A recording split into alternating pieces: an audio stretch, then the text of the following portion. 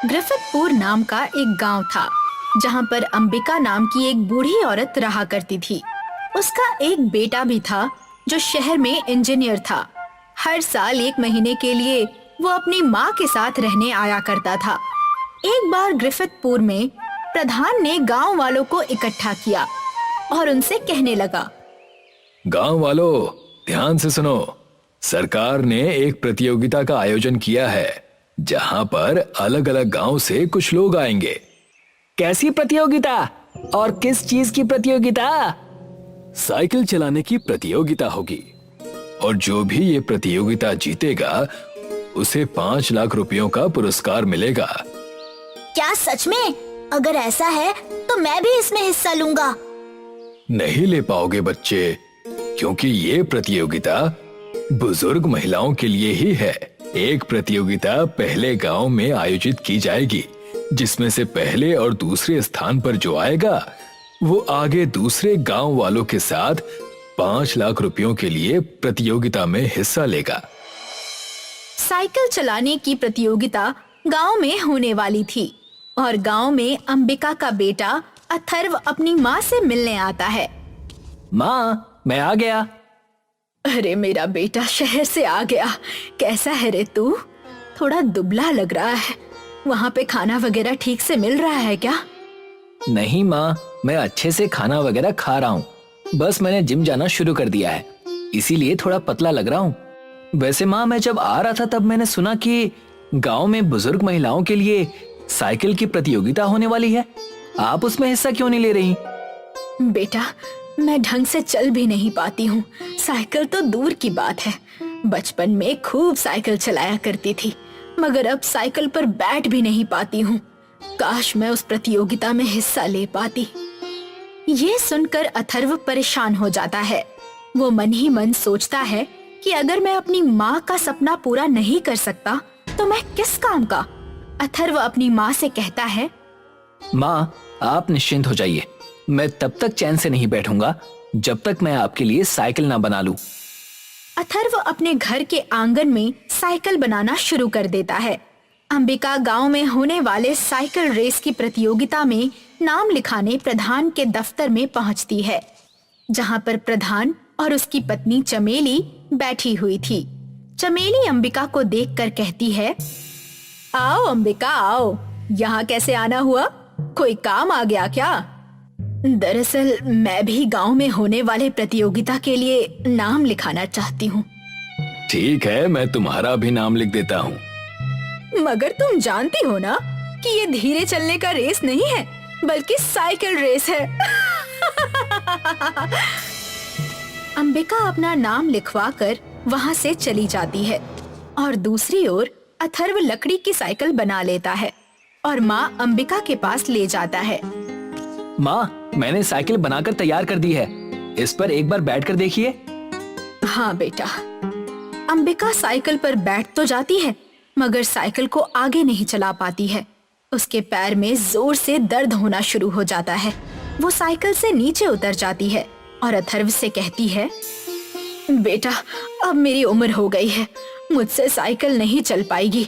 मैं जाकर अपना नाम प्रतियोगिता से हटा दूंगी। तुम्हारा बहुत बहुत शुक्रिया बेटा, मगर कई बार जो सपने हम देखते हैं उनका सच होना जरूरी नहीं है। ये सुनकर अथर्व निराश हो जाता है और साइकिल को लेकर नदी के पास चला जाता है। मेरी माँ ने मुझे इतना पढ़ाया, मेरी स्कूल की फीस भरी और मैं उनके लिए कुछ नहीं कर पाया। लानत है मुझ पर, मेरा इंजीनियर बनने का कोई फायदा नहीं है। अथर्व साइकिल नदी में फेंक देता है। जैसे ही वो साइकिल नदी में डालता है, वैसे ही पानी में से एक जल परी बाहर आती है, जिसके सिर पर चोट आ जाती है। वो गुस्से में बाहर आती है। कौन है रे बुड़बक, जिसने पानी में साइकिल फेंकी? सामने आओ। मैं आपके सामने ही खड़ा हूँ, मुझे माफ कर दीजिए। काहे माफ करें हम तुमका? हम तुमको अब नहीं छोड़ने वाले हैं। अथर्व रोने लग जाता है। ए भैया, ओ, रो कह रहा है? हम तो बस ऐसे ही कह रहे थे, हम तुमका कुछ नहीं करेंगे। कहा बात है, तनी खुल के बताओ। अथर्व सारी बातें जलपरी को बताता है। तेरा की यही से तुम रो रहा था? रुको, अभी तो हर मदद करती हूँ। परी पानी के नीचे जाती है और वो साइकिल को बाहर निकालती है, मगर साइकिल इस बार मछली की जैसी दिखती है, जिसे देखकर अथर्व कहता है, बहन ये साइकिल मेरी नहीं है। ये साइकिल जादुई है, एकदम स्पेशल साइकिल है। बैठोगे तो फुटफुटाए के चलेगी, एकदम जुर्र करके। ये ले जाओ और अपनी अम्मा को दे दो, हम निकलते हैं। ये कहकर परी वहाँ से निकल जाती है और अथर्व साइकिल अपने घर ले जाता है। घर जाते ही अथर्व अपनी माँ अंबिका को बाहर बुलाता है। अंबिका मछली साइकिल देखकर आश्चर्यचकित हो जाती है। अरे अथर्व, ये तो बड़ी ही अजीब साइकिल है। माँ, इस पर बैठ कर देखिए। अंबिका साइकिल के पास जाकर उस पर बैठती है और वो साइकिल चलाने लगती है। साइकिल बड़ी ही तेजी से चलने लगती है। वाह बेटा, ये मछली साइकिल तो बड़ी ही कमाल की है। इसकी रफ्तार तो लाजवाब है। अब मुझे आत्मविश्वास आ रहा है कि मैं प्रतियोगिता में हिस्सा ले पाऊंगी। अथर्व अपनी माँ को साइकिल चलाता देखकर बहुत खुश था। गांव में साइकिल की प्रतियोगिता का दिन आ जाता है, जहाँ पर प्रधान की पत्नी चमेली भी हिस्सा लेती है। जैसे ही अंबिका अपनी साइकिल पे आती है, चमेली हंसने लगती है और अंबिका से कहती है, अरे ये क्या, तुम मछली पर बैठकर आ गई?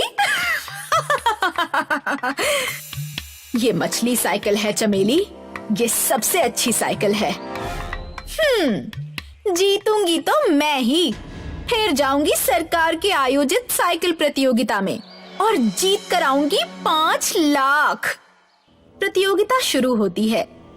1, 2, 3। बंदूक की आवाज सुनते ही सब साइकिल चलाने लगते हैं। अंबिका की मछली साइकिल सबसे तेज चलती है और अंबिका के पीछे पूरी जान लगाकर चमेली साइकिल चला रही थी। अरे, ये तो काफी तेज साइकिल चला रही है। अंबिका साइकिल प्रतियोगिता जीत जाती है और चमेली दूसरे स्थान पर आती है। दोनों ही सरकार की तरफ से आयोजित साइकिल प्रतियोगिता के लिए चुने जाते हैं, मगर चमेली दूसरे स्थान पर आने से जरा भी खुश नहीं थी। वो घर जाकर अपने पति प्रधान से जाकर कहती है, ए जी, मैं दूसरी आ ही नहीं सकती हूँ। कुछ तो बात है अंबिका के मछली साइकिल में, जो वो इतनी तेजी से चल रही थी। मैंने तो उड़ती उड़ती खबर भी सुनी है कि उसका बेटा जो शहर से आया है, वो अपनी बूढ़ी माँ के लिए साइकिल बना रहा था, मगर उसे किसी जलपरी ने वो मछली साइकिल दी है।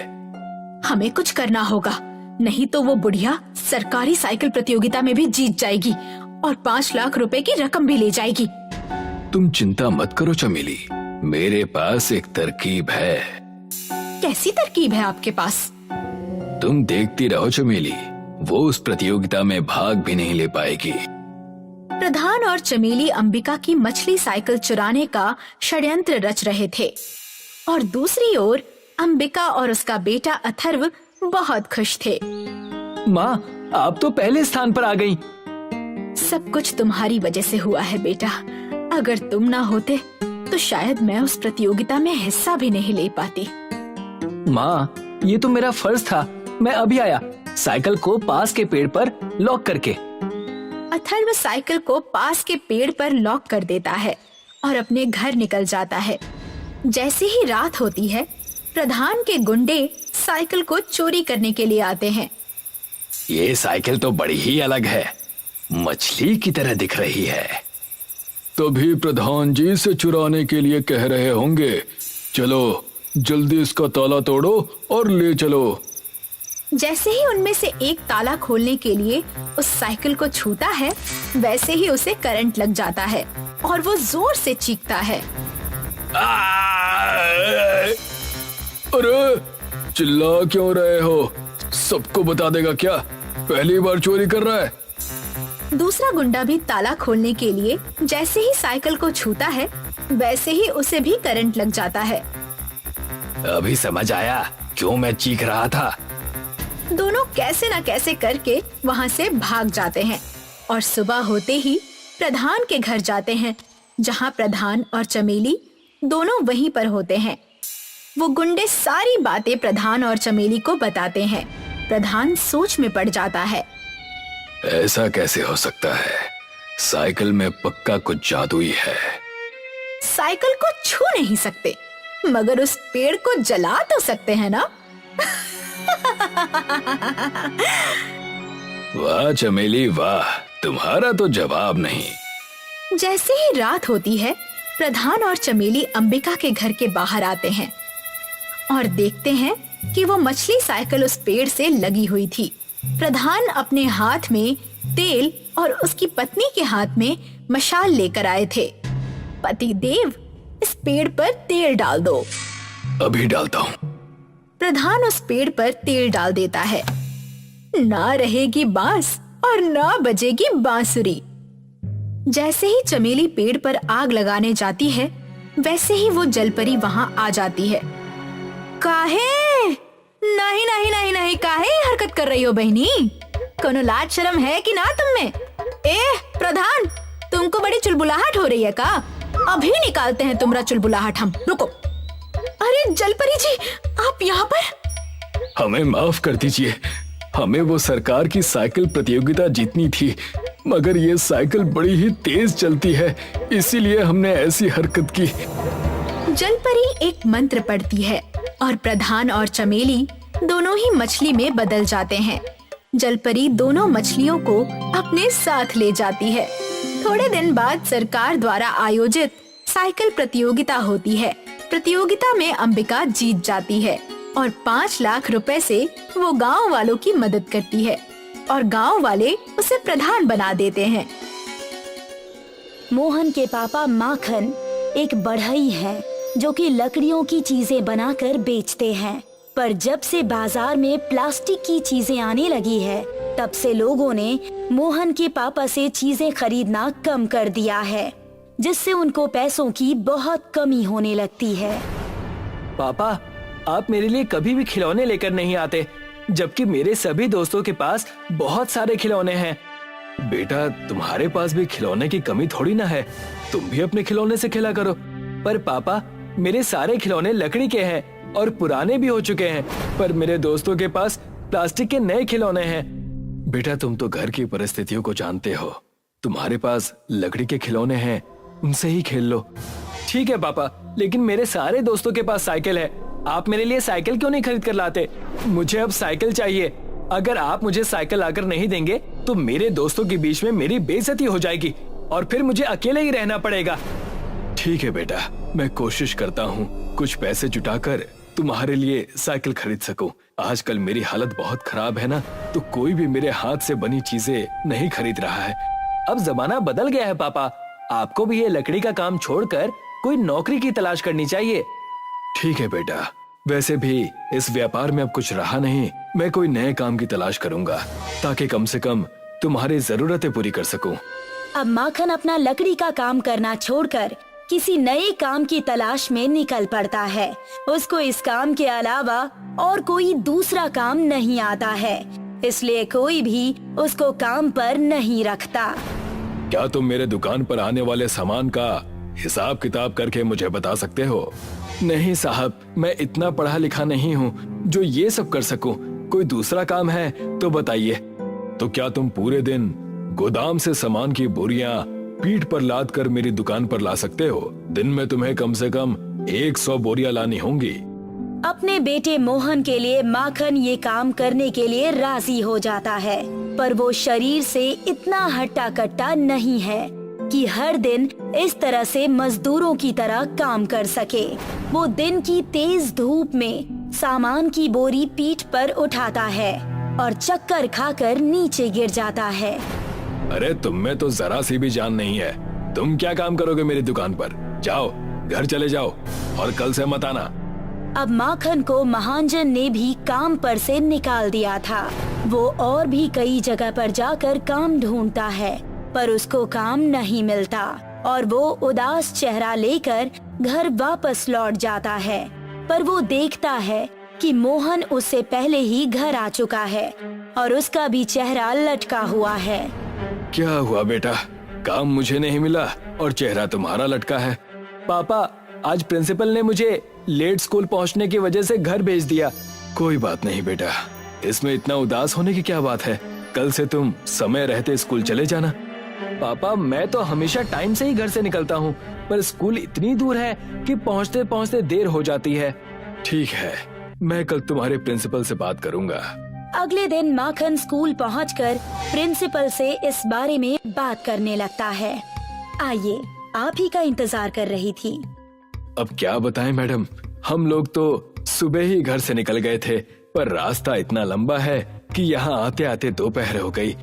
यही हाल आपके बच्चे का भी है। वो हर दिन मिड ब्रेक के बाद ही स्कूल पहुंचता है। शुरू में तो मैंने माफ कर दिया, पर इसका अब हर जगह यही नाटक हो गया है। इसमें नाटक की क्या बात है मैडम, स्कूल का रास्ता ही इतना लंबा है कि आते आते टाइम लग जाता है। वो सब मैं नहीं जानती, ये आपकी प्रॉब्लम है। अगर रास्ता लंबा है तो बच्चे के लिए एक साइकिल खरीद दीजिए, पर कल से बच्चे को लेट स्कूल मत भेजिएगा। उसको देखकर दूसरे बच्चे भी लेट आना शुरू कर रहे हैं। मैं एक गरीब आदमी हूँ मैडम, बड़े मुश्किल से तो मैं अपने बच्चे की स्कूल फीस जमा कर पाता हूँ। अब आप ही बताइए कि मैं उसके लिए साइकिल खरीद कर कहाँ से लाऊं? ये आप जानो कि साइकिल खरीद कर कहाँ से लाओगे, पर मैं आपके बच्चे के लिए स्कूल के रूल्स तो नहीं बदल सकती ना। स्कूल की जो टाइमिंग रहेगी वो चेंज नहीं होगी। 2-5 मिनट आगे पीछे चलता है, पर 4 घंटे लेट आना नहीं चलेगा। ठीक है मैडम, मैं आपकी बात समझ गया। मैं मोहन के लिए साइकिल खरीदने की पूरी कोशिश करूंगा। बस आप इसको स्कूल से मत निकालिएगा प्लीज।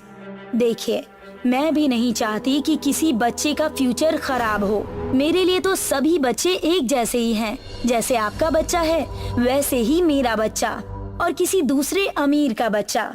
ये स्कूल है, यहाँ पर सभी को रूल फॉलो करने ही पड़ेंगे, चाहे वो कोई भी हो। ठीक है मैडम, अब मैं अपने मोहन को तभी स्कूल भेजूंगा जब उसके पास अपने खुद की एक साइकिल होगी। माखन प्रिंसिपल को नमस्ते कहकर स्कूल से निकल आता है। उसने मैडम से साइकिल खरीदने का प्रॉमिस तो कर दिया, पर उसको खुद ही समझ नहीं आ रहा था कि वो साइकिल खरीदने के लिए इतने पैसे कहाँ से लेकर आएगा। मैं मैडम से साइकिल खरीदने का वादा तो कराया, पर मैं साइकिल लाऊंगा कहाँ से? कहीं मेरे मोहन को स्कूल से निकाल ना दे। हे भगवान, अब आप ही मेरी कोई मदद करिए। अब दिन ब दिन मोहन और माखन के गरीबी के दिन बढ़ते ही जा रहे थे, पर माखन मोहन के लिए साइकिल नहीं खरीद पा रहा था, जिस वजह से माखन और मोहन दोनों ही बहुत परेशान थे। माखन अपने घर पर एक दीवार से सर टिकाए बैठा था, पर वो दीवार पीछे खिसकने लगती है। अरे, ये दीवार पीछे क्यों खिसक रही है? लगता है इस दीवार के पीछे कुछ है। माखन दीवार को जोर से धक्का देता है, जिससे माखन को दीवार के पीछे रखा हुआ बड़ा सा लकड़ी का गोला दिखाई देता है। ये लकड़ी का गोला यहाँ कहाँ से आ गया? माखन उस लकड़ी के गोले को साफ करता है। वो चमकने लगता है। ये देखकर माखन खुश हो जाता है। लगता है ये कोई जादुई लकड़ी है। ये लकड़ी जरूर मेरी मदद करेगी। मुझे इससे अपने मोहन के लिए साइकिल बनानी चाहिए। माखन उस जादुई लकड़ी से एक छोटी सी साइकिल बनाता है। अरे वाह, इस जादुई लकड़ी पर तो बहुत अच्छी कारीगरी हो रही है।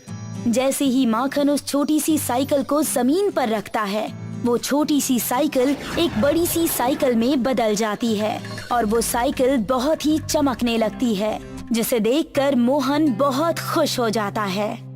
वाह, ये तो बहुत ही प्यारी साइकिल बना दी पापा आपने तो। अब तो स्कूल जाने में देर नहीं होगी ना? नहीं पापा, अब से मैं हमेशा टाइम पर स्कूल जाया करूँगा। अब मोहन अपने पापा की बनाई हुई जादुई लकड़ी की साइकिल पर बैठकर स्कूल जाने लगता है। इस साइकिल में मोहन को ज्यादा पैडल मारने की भी जरूरत नहीं पड़ती। वो सिर्फ एक बार ही पैडल मारता है और साइकिल बहुत दूर तक तेजी से भागने लगती है। अरे वाह मोहन, आज तो तुम टाइम से पहले ही स्कूल पहुंच गए। हाँ मिस, ये सब मेरे पापा की बनाई साइकिल का कमाल है, जिसने मुझे इतनी जल्दी स्कूल पहुंचा दिया। वाह, तुम्हारे पापा ने तो सचमुच बहुत शानदार साइकिल बनाई है।